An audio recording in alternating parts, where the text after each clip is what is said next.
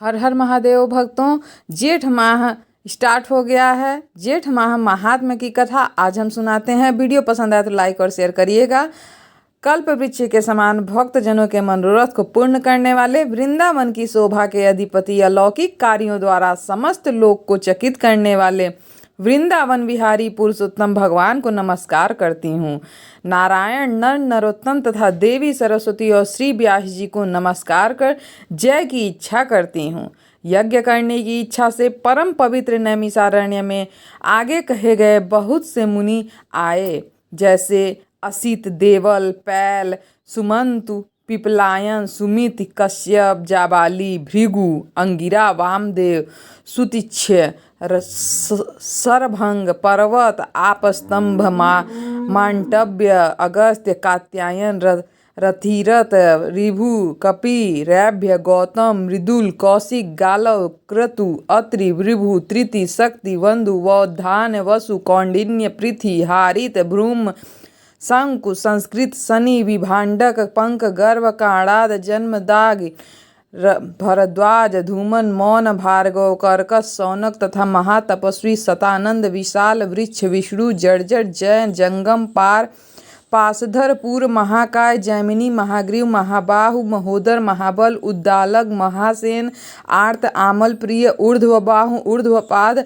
एकपाद, दूरधर, उग्रशील, जलासी, पिंगल, अत्रि, भृगु, सांडीर, करुड़, काल, कैवल्य, कालाधार, श्वेतबाहु, रोमपाद, कद्रु, कालाग्निद्रुग, श्वेताश्वर, आद्य, सरभंग, पृथु, स्वरस आदि शिष्यों के सहित सब ऋषि अंगों के सहित वेदों को जानने वाले, ब्रह्मनिष्ठ, संसार की भलाई तथा परोपकार करने वाले, दूसरों के हित में सर्वदा तत्पर, श्रौत स्मार्त कर्म करने वाले, नैमिषारण्य में आकर यज्ञ करने को तत्पर हुए। इधर तीर्थ यात्रा की इच्छा से सूत जी अपने आश्रम से निकले और पृथ्वी का भ्रमण करते हुए उन्होंने नैमिषारण्य में आकर शिष्यों के सहित समस्त मुनियों को देखा।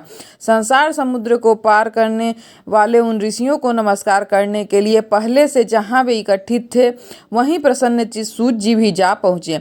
इसके अनंतर पेड़ के लाल छाल को धारण करने वाले, प्रसन्न मुख, शांत, परमार्थ विशारद, समग्र गुणों से युक्त, संपूर्ण आनंदों से परिपूर्ण, ऊर्ध्व पुंड्रधारी, राम नाम मुद्रा से युक्त, गोपी चंद मृतिका से दिव्य, शंख चक्र तथा छापा लगाए, तुलसी की माला से सुशोभित, जटा मुकुट से सुशोभित, समस्त आपत्तियों से रक्षा करने वाले, अलौकिक चमत्कार को दिखाने वाले, भगवान के परम मंत्र को जपते हुए समस्त शास्त्रों के सार को जानने वाले, संपूर्ण प्राणियों के हित में संलग्न, जितेंद्रिय तथा क्रोध को जीते हुए जीवन मुक्त सद्गुरु श्री व्यास की तरह और उन्हीं की तरह निःस्पृश आदि गुणों से युक्त, उन्होंने उनको देख कर नैमिषारण्य में रहने वाले समस्त महर्षिगण सहसा उठ खड़े हुए।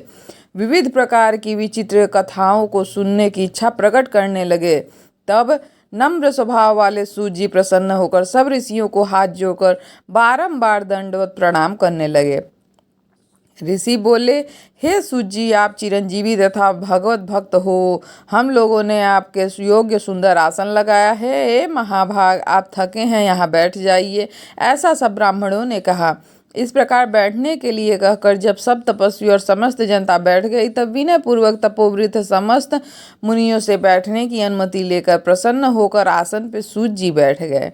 तदंतर सूत को सुखपूर्वक बैठे हुए और श्रम रहित देखकर पुण्य कथाओं को सुनने की इच्छा वाले समस्त ऋषि यह बोले, हे सूत जी महाभाग, आप भाग्यवान हैं। भगवान व्यास के वचनों के हार्दिक अभिप्राय को गुरु की कृपा से आप जानते हैं। आप सुखी तो हैं? आज बहुत दिनों बाद कैसे इस वन में पधार लिए? आप प्रशंसा के पात्र हैं। हे व्यास शिष्य शिरोमणे, आप पूज्य हैं। इस असार संसार में सुनने योग्य हजारों विषय हैं, परंतु उनमें श्रेष्ठ कर थोड़ा सा और सारभूत जो हो वह हम लोगों से बताइए। हे महाभाग, संसार समुद्र में डूबते हुओं को पार करने वाला तथा सुख फल देने वाला आपके मन में निश्चित विषय जो हो वही हम लोगों से कहिए। हे अज्ञान रूप अंधकार से अंधे हुओं को ज्ञान रूप चक्षु देने वाले, भगवान के लीला रूपी रस से युक्त परमानंद का कारण, संसार रूपी रोग को दूर करने में रसायन के समान जो कथा का सार है वह शीघ्र ही कहिए। इस प्रकार शौनक आदि ऋषियों के पूछने पर हाथ जोड़कर सूत जी बोले, हे समस्त मुनियों, मेरी कही हुई सुंदर कथा को आप लोग सुनिए। हे विप्रो, पहले मैं पुष्कर तीर्थ को गया। वहां स्नान करके पवित्र ऋषियों, देवताओं तथा पितरों को तर्पण आदि से तृप्त करके तब मैं समस्त प्रतिबंधों को दूर करने वाली यमुना के तट पे गया। फिर क्रम से अन्य तीर्थों को जाकर गंगा तट पे गया। पुनः काशी आकर अंततः गया तीर्थ पे गया। पितरों का श्राद्ध कर तब त्रिवेणी पर गया। तदंतर कृष्णा के बाद गंडकी में स्नान कर पुलह ऋषि के आश्रम पर गया। धेनुमति में स्नान कर फिर सरस्वती के तीर पर गया।